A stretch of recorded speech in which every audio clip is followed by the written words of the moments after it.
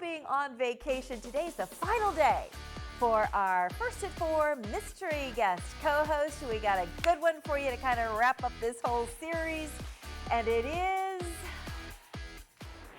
cameras please, Mr. Greg Gania, Assistant Manager of the Erie Seawolves, Communication Manager for the Seawolves as well. We work with you a lot when the Seawolves are playing and winning, and what a great season you guys are coming off of. Amazing season. You know, I've been here for 17 years now, and the team has been around for almost 30. We'll have our 30th anniversary next year, and finally won a championship this past year. Yeah. Back-to-back appearances in the finals, so it's been a good run. We've had our most successful on the field performance over the last 4 years in team history. For those who may not know, the Seawolves is an affiliate of Detroit Tigers. Detroit Tigers, yes. Yeah.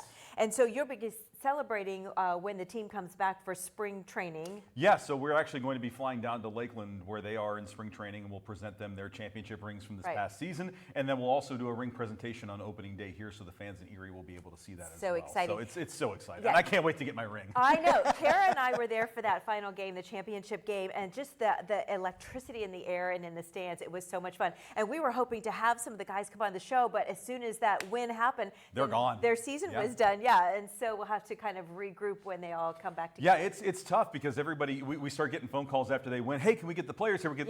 They were out that next morning. It's because those guys, I mean, they're away from their families for 6 months. Sure. A lot of them don't see their wives, and so they get on the first plane out of Erie and they get home because a lot of them go to fall ball or they play in the Dominican in the off season. So they have, some of those guys only have a couple weeks before their next assignment. Right. So not a whole lot of downtime for those guys. What is the age range of the Erie Seawolves? Gosh, it ranges. I mean, I think our youngest guy last year was 20. So it goes from 20. We might have a 30-year-old some years. Yeah. So it really spans that sort of 10-year age gap, but mostly 22 to 25. And a lot of them are working to get called up, as they say. Yes. Yeah, and that's happened. Yeah, no, we had 6 guys last year that made their major league debuts, so that was exciting. And it's so much fun when you see these guys playing here and then going on to do great things at the next level.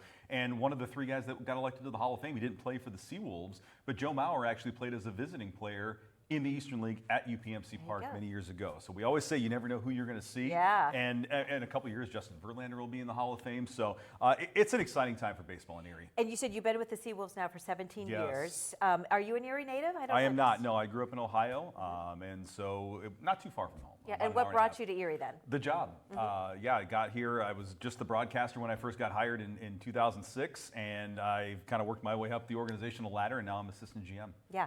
Well, we always love talking to you in the season. You've got such a great infectious personality, and especially when the season is so successful like it has been the last couple years. That makes my job so easy. It does. When the team wins, the hot dogs taste better, and the ballpark smells great. Everything's perfect when you win. Well, we're so happy to have you today. Appreciate you having me. Yeah, we've got some great guests, and so stay tuned because with his broadcasting background too, this is going to be. Well, I was joking with Stalin. I'm like, I haven't read off a teleprompter since high school, so I don't hope you don't have too much of that. I can just sit back today and kind of let Greg take over. I'm kind of tired at the end of the week. I'm just there you go. Let you handle things. Amanda's just going to take a break. It's like, whoa, I had a hard week.